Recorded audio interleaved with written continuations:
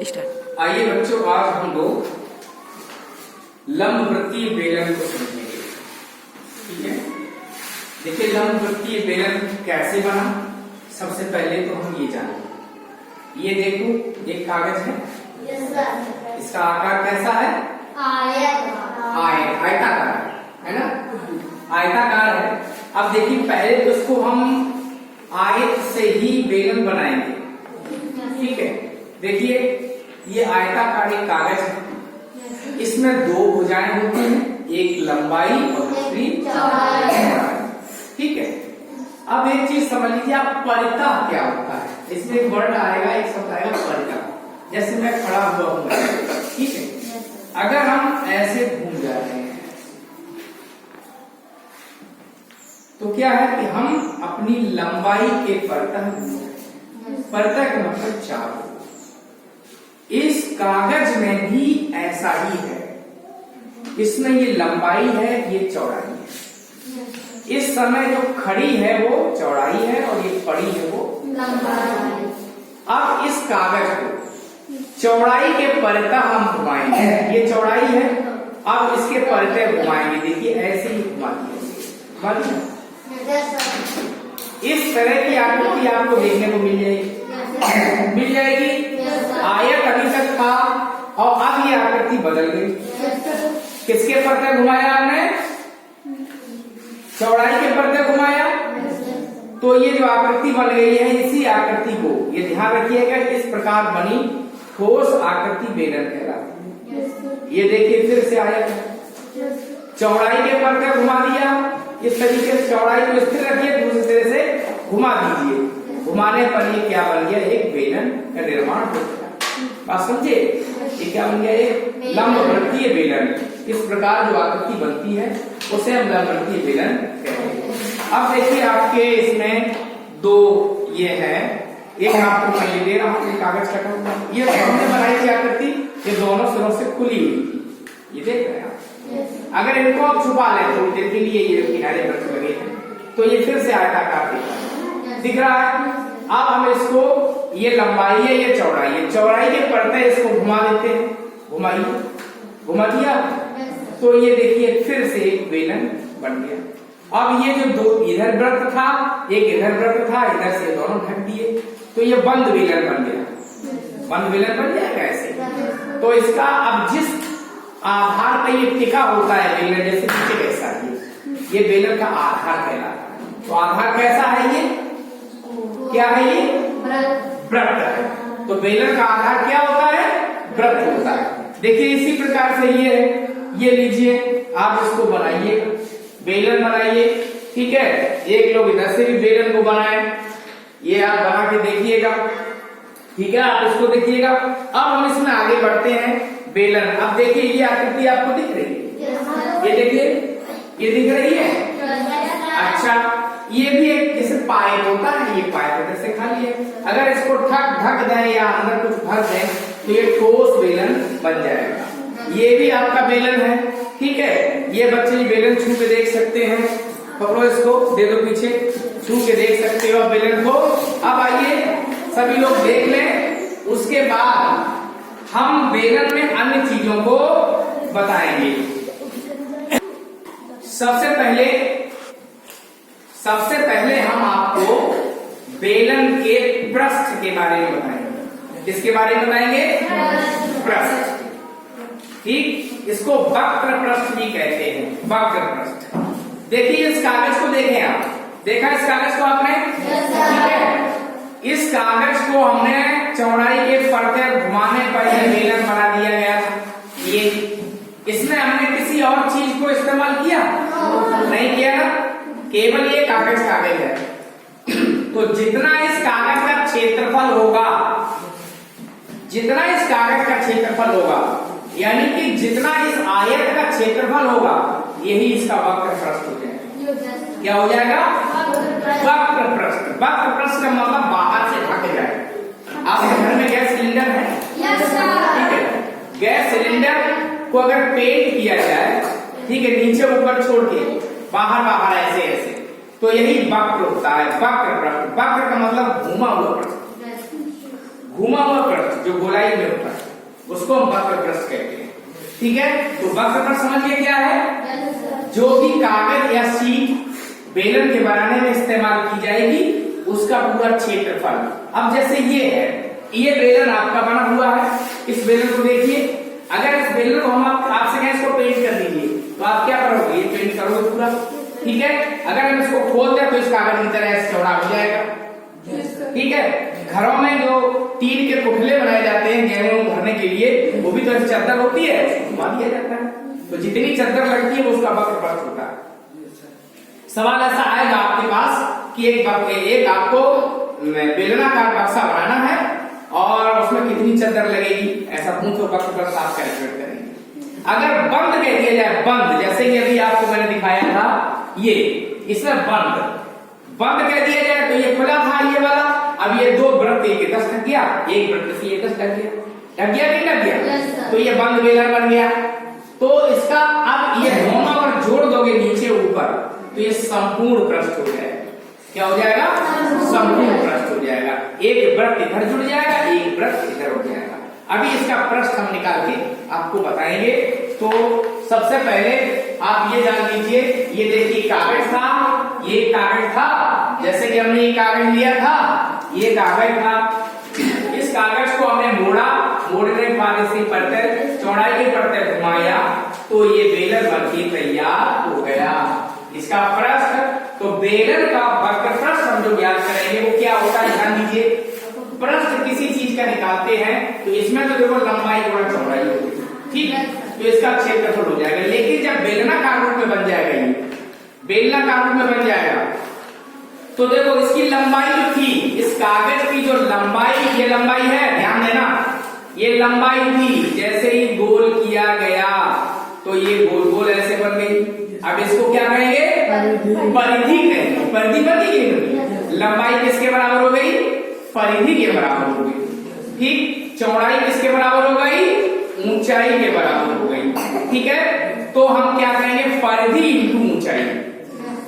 इसका वक्र पृष्ठ क्या हो जाएगा, आधार का परिमाण यानी परिधि होती है, परिधि 2 पाई r, ऊंचाई h, तो ये सूत्र इसका बन जाएगा 2 पाई r गुणा h। इसका क्षेत्रफल कागज का पूरा। अब जब संपूर्ण पृष्ठ की बात आती है तो अभी हमने बताया था, संपूर्ण पृष्ठ की बात आती है, एक वृत्त ऊपर से लग गया, एक वृत्त नीचे से लग गया। देखिएगा इसको बेलन को, ये देखिए वृत्ताकार है, ये देखिए वृत्ताकार है, तो दो वृत्त और जुड़ जाएंगे।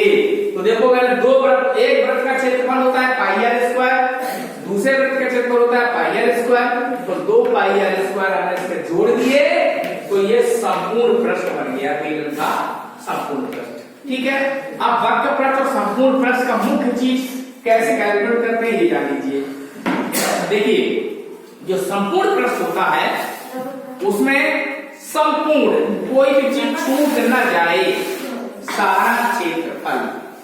वक्र पृष्ठ होता है केवल जो चीज, जैसे बाहरी पृष्ठ, वक्र घुमा हुआ पृष्ठ, ये हो जाएगा हमारा वक्र पृष्ठ। ठीक है, अब उसके बाद इसका बेस होता है, कैसे कैलकुलेट करेंगे, आधार की परिमाण, ये इसका आधार हो गया।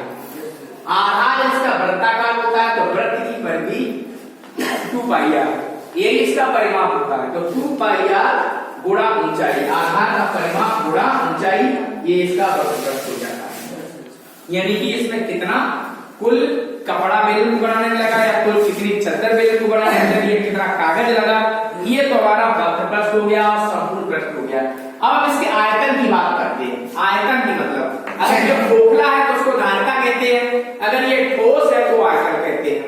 मतलब इसको बेलन को बनाने में कितना मटेरियल लगा, ठोस बेलन को बनाने में कितना मटेरियल लगा, ठीक है, वही क्या हो जाएगा, उसका आयतन हो जाएगा।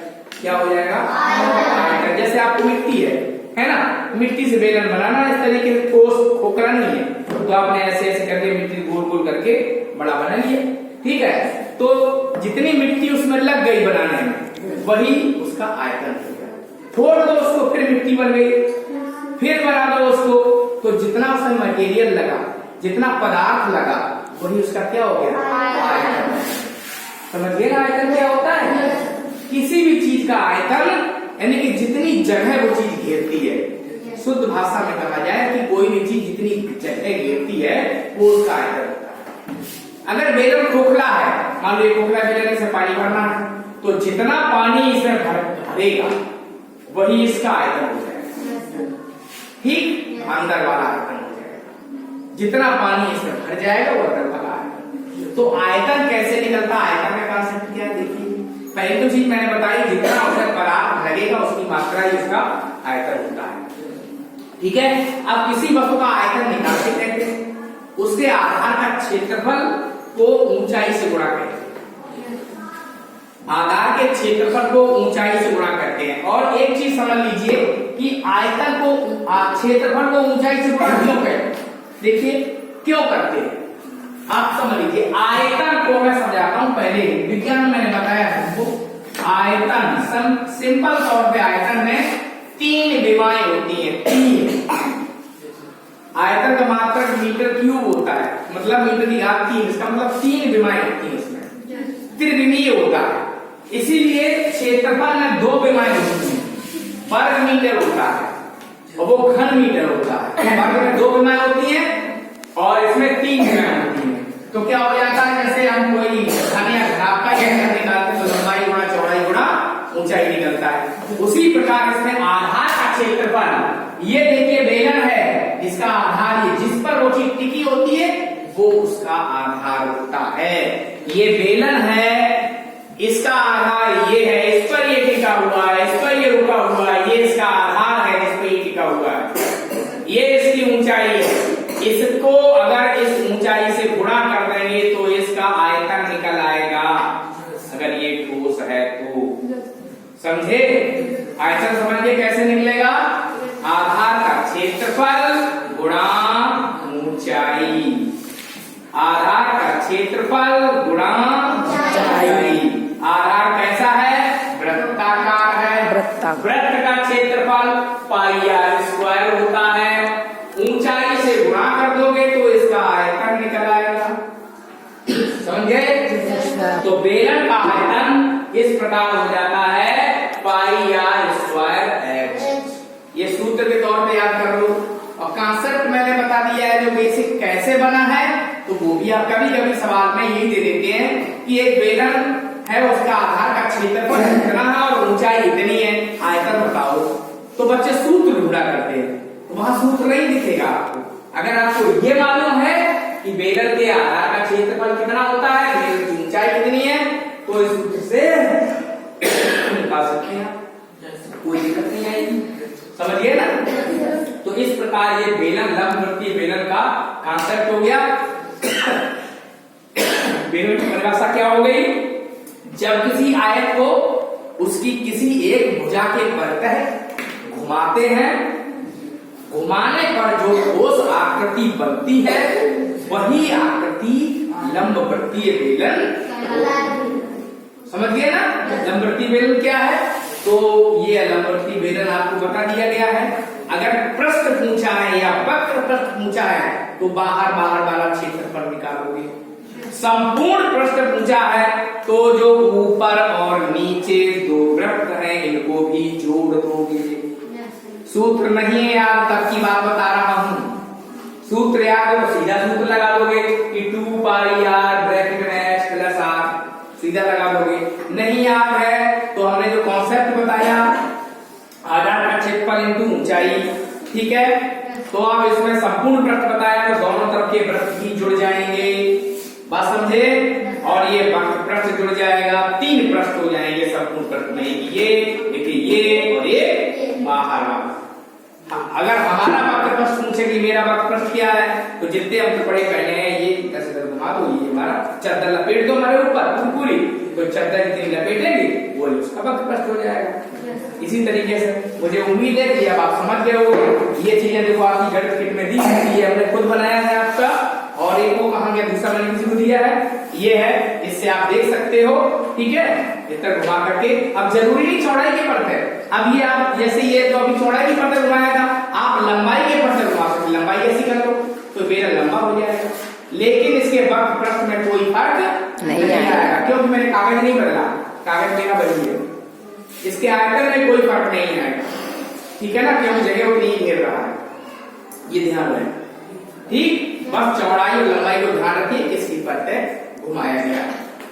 सबके समझ में आ गया बेलन और उसके संपूर्ण प्रस्थ और आयतन। ठीक है, तो बहुत सारी चीजें इसमें और होंगी, वो हम आगे बताएंगे।